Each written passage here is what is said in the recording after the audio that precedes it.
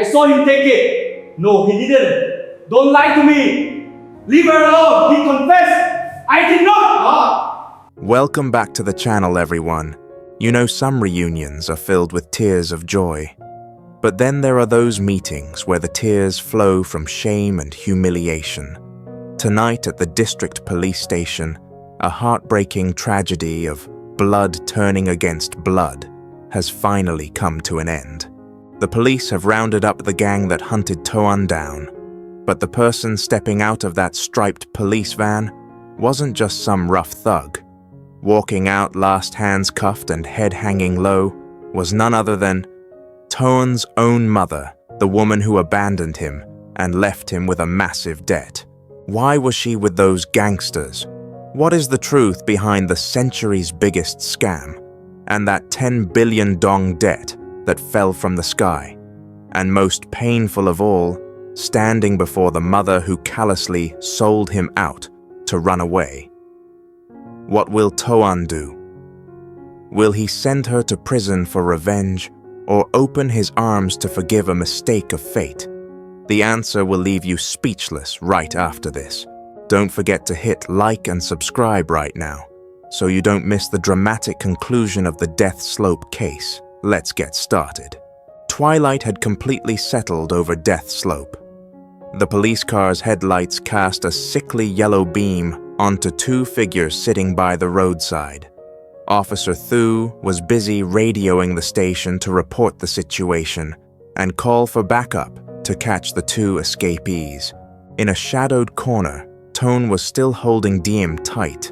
The wound on his head had been temporarily bandaged by Thu, but the wound in his heart, that was just starting to bleed. Toan looked at Diem. Under the dim light, he clearly saw every wrinkle at the corners of her eyes. He saw her hands calloused and cracked from the wind and cold. He saw her shirt frayed at the shoulders and stained with red dirt. Memories came flooding back like a waterfall. He remembered the days when he was a powerful CEO, breathing fire, living in luxury, driving expensive cars, and drinking imported wine.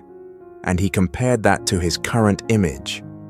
A man in work clothes, having just survived a beating from filthy debt collectors.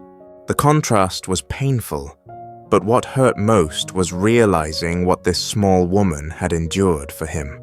Toan reached up gently, smoothing Diem's messy hair. His voice was warm and deep, no longer innocent but full of maturity and regret. Diem, I'm sorry. You've suffered so much for me all this time.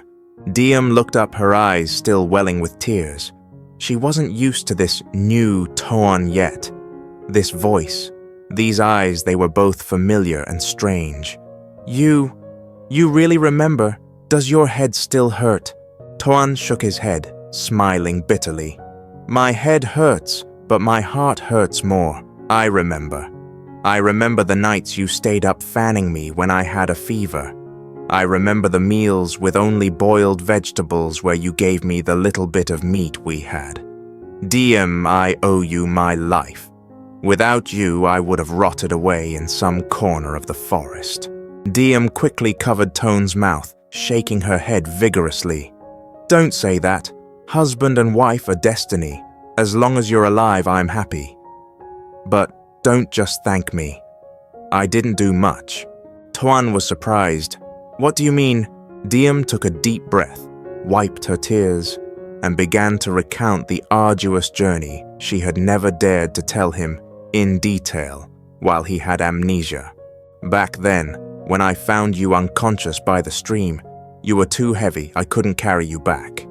It was Grandma Nam, from the lower village, the lady you always help carry water for. She went and picked wild medicinal leaves, chewed them up, and applied them to your wound to stop the bleeding. She even lent me a wheelbarrow to push you home.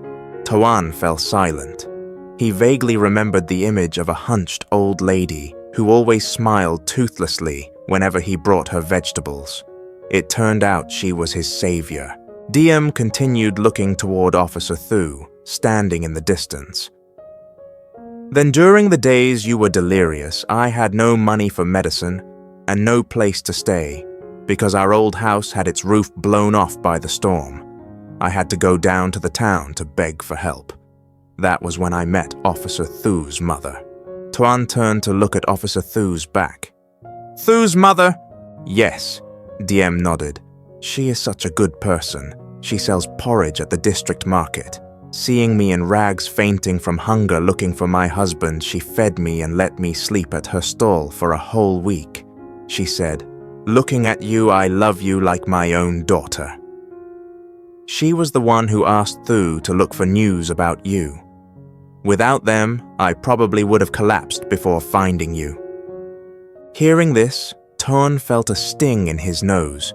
A CEO, once at the peak of fame, surrounded by flatterers, yet when he hit rock bottom, the people who saved him were the most ordinary, poorest people.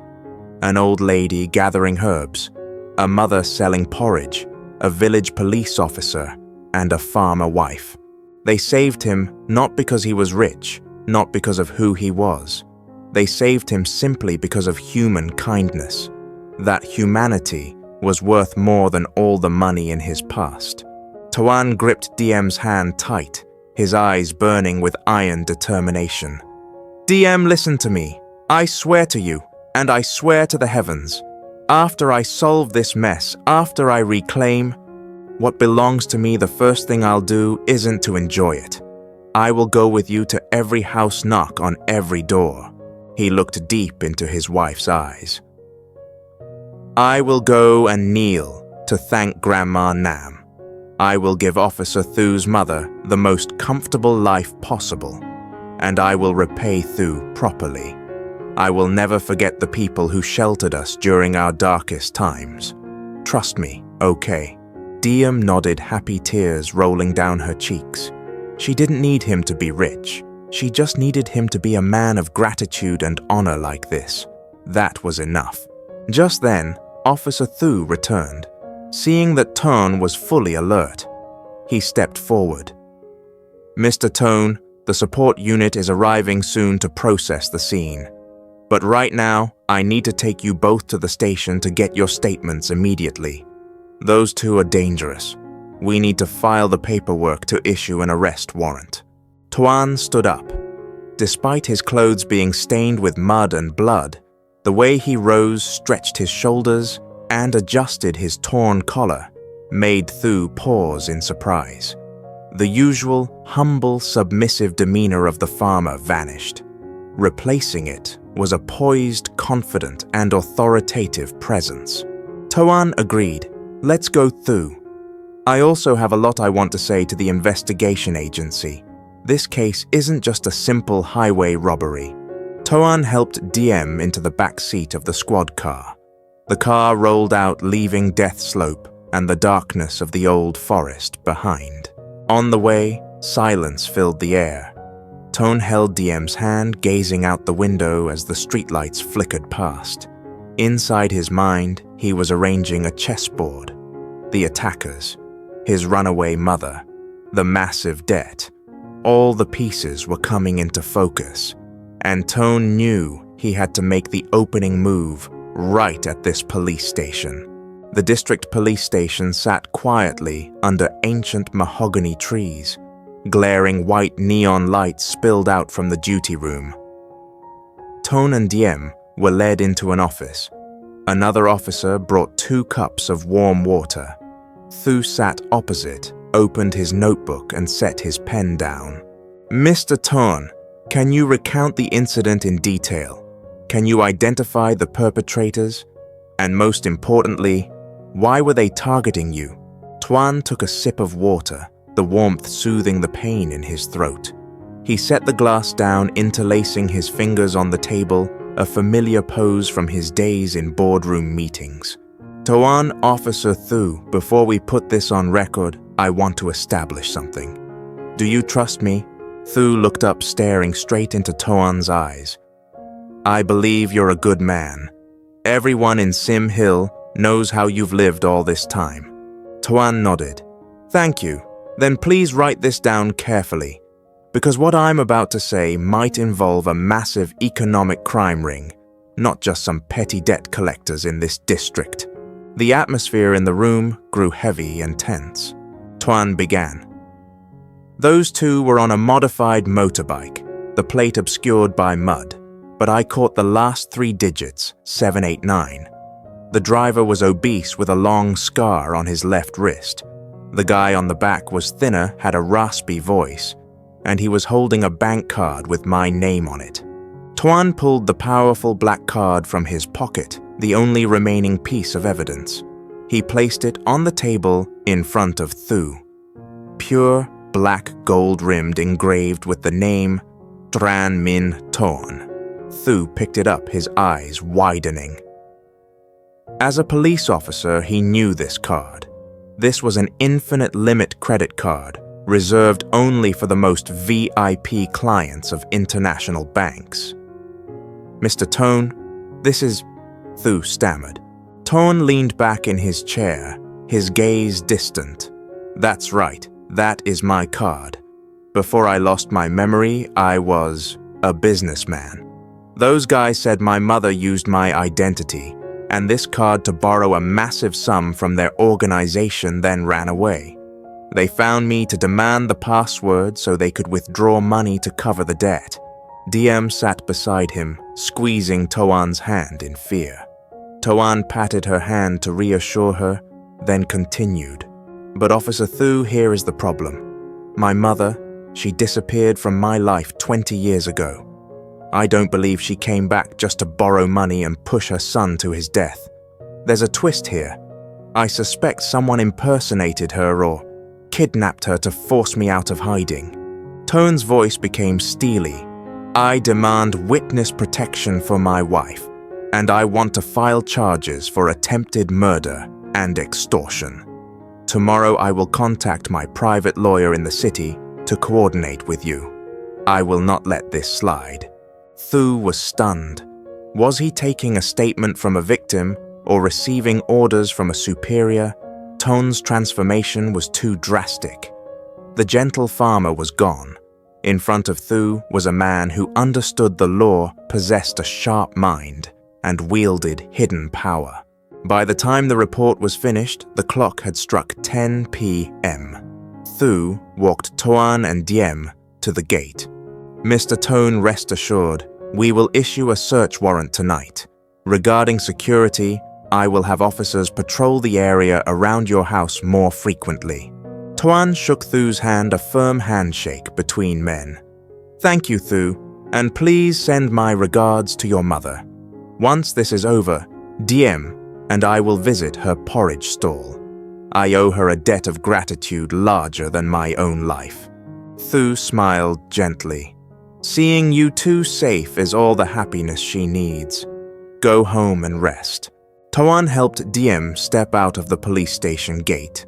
The night wind blew cold, but inside they felt strangely warm. Diem nestled into Toan's shoulder. Honey, are we going home now? I'm scared they'll come back. Toan wrapped his arm around her, shielding her. Don't be afraid. I remember who I am now. I have the power to protect you, to protect our home. Tonight no one will dare touch a single hair on your head. Two figures faded into the night. But the story doesn't end there. What secret does that black card hold? Is the missing mother really the one behind the debt? And how will Toan use his old power to face the criminals hiding in the shadows? Justice never sleeps. The moment that powerful black card hit the table, an emergency operation was activated.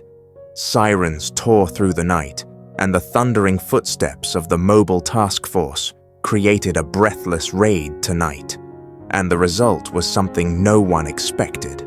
Not only were the two thugs captured, but a third figure, a woman with a gaunt face trembling, was also escorted in. Who is she? Why did Toan look at her with such utter shock and pain? And what will her confession about the century's biggest scam behind that massive debt reveal about greed and gullibility? The clock struck 11:30 p.m. At the police station, a sense of urgency took over. After receiving Toan's statement and the black card evidence, Officer Thu determined this was a serious case involving a black market credit ring and large-scale fraud. A raid order was issued. Based on Toan's description of the motorbike with the license plate ending in 789 and their escape route into the forest, the scouts quickly narrowed down the area, reporting to command subjects located hiding at Rose Motel near the border, 15 kilometers from here. Signs of asset disposal detected. The radio crackled. Thu slammed his hand on the desk. Move out! Take them alive! Do not let them cross the border. 2 SWAT vehicles sped off into the night. Toan and Diem, as the victims and whistleblowers, were asked to stay in the waiting room to identify the suspects as soon as they were caught. Toan sat on the long bench, his hands still gripping Diem's. He was silent, staring into the void. He had a gut feeling that tonight he would have to face a ghost from the past even more terrifying than those 2 thugs. Less than an hour later, tires screeched in the courtyard. The doors flew open. Police officers escorted 2 men inside. It was the fat guy and the skinny guy from Death Slope. Now they looked utterly pathetic faces, pale as ghosts' hands cuffed behind their backs, their aggression from earlier completely gone. But walking behind them, supported by a female officer, was a middle-aged woman. She wore an old baggy coat with a conical hat pulled down low to cover half her face. She walked unsteadily, trembling like a banana leaf in the wind. Officer Thu stepped in, his voice stern. Mr. Toan, we caught the whole nest. These 2 were attempting to smuggle this woman across the border to escape debt. Toan stood up, walking slowly toward the suspects. The 2 thugs, seeing Toan, the man they thought was dead, looked like their souls had left their bodies. Their legs went jelly, ready to kneel. But Toan didn't look at them. His gaze bored deep into the woman who was keeping her head bowed low. Toan, raise your head. His voice was cold, but it hid a suppressed tremor. The woman slowly lifted her head. Under the glaring white neon lights of the interrogation room, her face revealed a web of crow's feet, her eyes sunken and dark from insomnia and fear.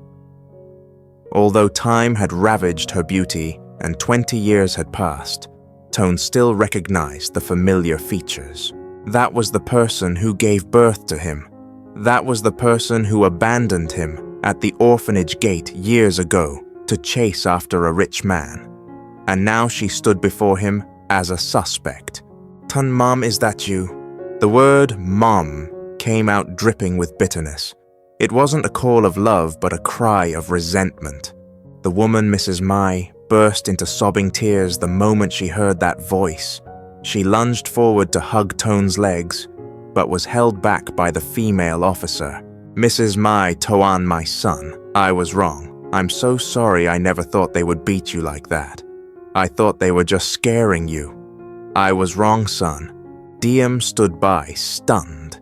She never imagined the reunion between her husband and his mother would happen in such a tragic circumstance, at a police station surrounded by the law. Officer Thu signaled to take everyone into the interrogation room. Mrs. Mai was seated separately and given a cup of water to calm down. She held the cup with trembling hands, water spilling out. In front of her was her biological son, the person whose identity she had exploited. You, Mrs. May, you need to confess honestly. Why do you owe such a large amount of money? And why did you push that debt onto your own son? Mrs. Mai choked back sobs, beginning to recount her tearful story of stupidity. Mrs. Mai recounted, "Officers, I'm innocent. I'm a victim too. Half a year ago, after my second husband passed away, I lived alone, very lonely. At that time, a group of people, the boss of these 2 guys, approached me. They were dressed luxuriously, dressed in fancy suits, driving luxury cars, claiming to be the developers of a high-end resort project right here in these mountains. They told me, Mrs. Maya, you have a successful businessman's son named Toan, right? We admire him so much. If you invest here now, just put down 2 billion in 3 months, it will turn into 5 billion. This is your chance to have retirement money and money to make amends with your son to leave him an inheritance. Toan smirked bitterly. It was the same old trick preying on greed and blind maternal instinct. Mrs. Mai continued, her voice choking up. It sounded so sweet to my ears. I sold my house and land back home, scraped together 2 billion and gave it to them. But they said it wasn't enough. This project needs more capital, they said. They tricked me into signing a loan contract claiming it was just a formality. And my stupidest mistake was, I showed them Toan's old ID documents that I still had, and the old bank card his stepfather left in his name years ago. They said, just sign it. Using your son's name as a guarantor allows for a bigger loan. Your son is so rich, what are you afraid of? Mrs. Mai thumped her chest in anguish. I signed it all. I thought in 3 months I'd have 5 billion and I'd take that money to find Toan and make it up to him. But who could have known? 3 months later, when I went to look for them, the company office had vanished. There was only an empty lot. That project was a ghost project. That was when these thugs showed up. They pulled out the loan shark contract with cutthroat interest rates that I had signed. The original 2 billion debt had ballooned into 10 billion. They threatened to kill me to chop off my limbs. I was so scared. I was cornered. I told them I didn't have money, but my son did. I told them to find you. I thought they would just demand the money. I never imagined they would beat you. Hearing this, Toan slammed his hand on the table, making Mrs. Mai jump. Toan! You are so foolish. Who do you think I am that you dared to use my name for loan sharking? You abandoned me for 20 years, and now you return not to visit me, but to sell me out to gangsters. Mrs. Mai wept silently.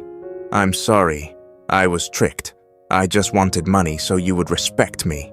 Officer Thu turned to the 2 thugs who were hanging their heads. Is Mrs. Mai's statement true? The fat guy trembled and nodded. Yes, it's true. Our boss ordered it.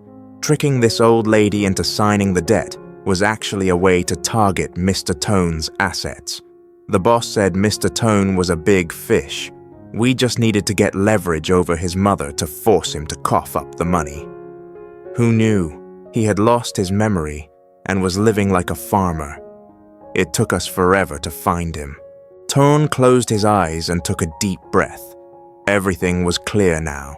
There was no debt of his own. It was all a sophisticated scam. Trick the greedy mother to blackmail the wealthy son. Mrs. Mai was both an accomplice by aiding them and a victim of the scam. And he was the ultimate target of this trap. The interrogation room fell into silence, save for Mrs. Mai's sniffling. DM looked at Mrs. Mai, the mother-in-law she had never met now, crumpled and pitiful like a wounded animal. DM's compassion welled up. She placed her hand on Toan's shoulder and whispered, Toan, she is still your mother. She was tricked because she wanted to do something good for you, even if her method was wrong. Don't let your anger harm your own health. Toan looked at DM. The forgiveness of this simple farmer wife soothed the fire of rage inside him. He turned to Officer Thu, his voice calm again but full of authority. Toan, Officer Thu, legally speaking, the actions of these men constitute intentional injury, illegal detention, and fraudulent appropriation of property. I request immediate prosecution. I will provide further evidence regarding the organization behind them. I want to take down the whole nest, including the boss. Thu nodded. Of course, but what about Mrs. Mai? Toan looked at his mother. Mrs. Mai cowered, terrified, awaiting her son's verdict. She knew that if Toan pressed charges for aiding and abetting fraud or document forgery, she would end up behind bars. Toan stood up and walked toward Mrs. Mai. She squeezed her eyes shut, bracing for a slap or a scolding. But nothing happened. Toan took the suit jacket borrowed from the station draped over his shoulders and gently placed it around her thin, trembling frame. Toan, you are old, and you've been scammed out of everything. That is the price you pay for your greed. Legally, I will request leniency for you because you were coerced and have given an honest confession. Mrs. Mai's eyes flew open, tears streaming down her face. Son, do you forgive me? Toan shook his head, his voice somber. Forgiveness, not yet. The pain of the last 20 years isn't that easy to erase, but I won't let my own mother rot in prison or be killed by gangsters. From now on, you will stay here under police protection until the case is closed. After that, DM will arrange a place for you to stay. He turned to DM. Do you agree? DM smiled and nodded. Yes, honey. We may be poor, but there's always room for Mom. Mrs. Mai burst into tears this time, tears of belated but genuine remorse. She fell to her knees to bow before DM and Toan, but DM quickly helped her up. Toan turned and walked toward the door, calling back to Thu. Officer Thu, keep a close watch on those two. Tomorrow the Wild Wolf will personally work with his lawyers to make the mastermind behind this regret ever touching my family. A long, turbulent night has ended in tears. The villains have been captured. The ironic truth has been exposed. Toan chose a path of humanity but remained firm. But who is the boss behind that ghost project? Will he sit still while his henchmen are taken down? And how will Toan use the intellect of a top-tier businessman to flip the board and crush this scam ring? The real war is just beginning. Please like, share, and subscribe to give strength to Toan and Diem on their upcoming journey for justice. Goodbye and see you next time.